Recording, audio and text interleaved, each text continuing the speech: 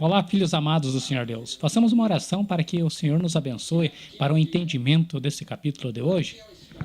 Ó Senhor meu Deus, desce sobre nós as tuas santas bênçãos. Permita que o Espírito Santo venha até nós e multiplique a nossa sabedoria e conhecimento na sua santa palavra. Em nome e por amor do Senhor Jesus. Amém. Filhos amados, capítulo de hoje, 39 de Êxodo. Vejamos no versículo 1. Fizeram também os vestidos do ministério para ministrar no santuário, de azul e de púrpura e de carmesim. Também fizeram os vestidos santos para Arão, como o Senhor ordenara a Moisés. Assim fez o éfode de ouro, de azul e de púrpura, de carmesim e de linho fino torcido. Como já vimos nesses primeiros 2 versículos, este capítulo será dedicado totalmente à parte têxtil ali do santuário, ou seja, as vestes sacerdotais e as coisas que seriam colocadas sobre a veste do sacerdote, do sumo sacerdote, que seria, lembra que eu comentei com vocês, do Urim e Tumim? Então, eles tinham pedras. Veremos a seguir, após o capítulo. Versículo 6. Também prepararam as pedras sardônicas engastadas em ouro, lavradas com gravuras de selo, com os nomes dos filhos de Israel. Olha só que importância, hein? Ficariam gravados também nas vestes, lavradas com gravuras de selos. Versículo 10.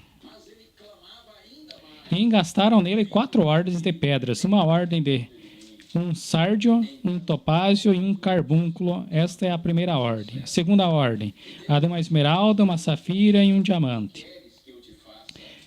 Terceira ordem, de um jacinto, uma ágata e uma ametista. Quarta ordem, de uma turquesa, uma sardônica e um jaspe, engastados nos seus engastes de ouro. Estas pedras, pois, eram segundo os nomes dos filhos de Israel. 12, segundo os seus nomes, de gravura de selo, cada uma com o seu nome, segundo as 12 tribos. Olha só que veste bonita que deveria ser, né? Cheia de pedras preciosas. Uma coisa que, como nós vimos, era o reflexo. Era uma cópia exata de como o Senhor havia mostrado no monte para Moisés. Lembra daquelas campainhas para quando se entrasse no Santo do Santíssimo, o sumo sacerdote? Os que estivessem fora do véu poderiam saber através dos movimentos dele se ele estava vivo. Se acaso não houvesse movimentos nem sons daquelas campainhas, saberiam que ele estaria morto. Ou no caso que quando a pessoa morresse, ela caísse, no ato já de cair, né, faria um som totalmente diferente, o pessoal saberia que ele estaria morto.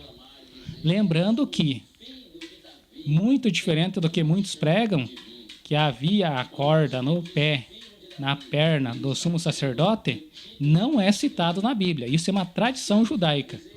Como eu já citei, numa outra denominação, a responsável pela denominação me falou que estava em Levítico. E eu acabei lendo todo o Levítico e não encontrei esse determinado termo, de que havia corda amarrada no pé. É uma tradição judaica, não existe na Bíblia.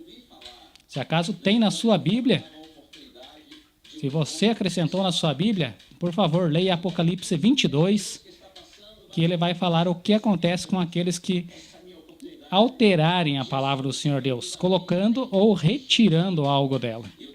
Ok? Versículo 25. Fizeram também as campainhas de ouro puro, pondo as campainhas no meio das romãs, nas bordas da capa, em roda entre as romãs. Versículo 30. Fizeram também a folha de coroa, de santidade de ouro puro, e nela escreveram o escrito como de gravura de selo: santidade ao Senhor. Olha só que maravilha. Agora, a partir do versículo 33, o tabernáculo já vai ser entregue a Moisés. Já estava prestes a ser inaugurado. Versículo 33. Depois trouxeram a Moisés o tabernáculo e a tenda, e todos os seus vasos, e os seus colchetes, e as suas tábuas, e os seus varais, e as suas colunas, e as suas bases, e a coberta de peles de carneiro, tintas de vermelho, e a coberta de peles de texugos, e o véu da coberta, a arca do testemunho e os seus varais e o propiciatório, a mesa com todos os seus vasos e os pães da proposição, o castiçal puro com suas lâmpadas, as lâmpadas da ordenança e todos os seus vasos, e o azeite para a luminária. Tudo foi trazido diante de Moisés. Versículo 41. Os vestidos do ministério para ministrar no santuário, os vestidos santos de Arão, o sacerdote, e os vestidos dos seus filhos para administrarem o sacerdócio. Conforme tudo que o Senhor ordenara a Moisés, assim fizeram os filhos de Israel toda a obra. Olha só que obediência, principalmente de Moisés, em repassar para eles como deveria ser feito. E principalmente também dos cabeças que estavam adiante da obra. Viu, pois, Moisés toda a obra, e eis que a tinham feito, como o Senhor ordenara, assim o fizeram. Então Moisés os abençoou.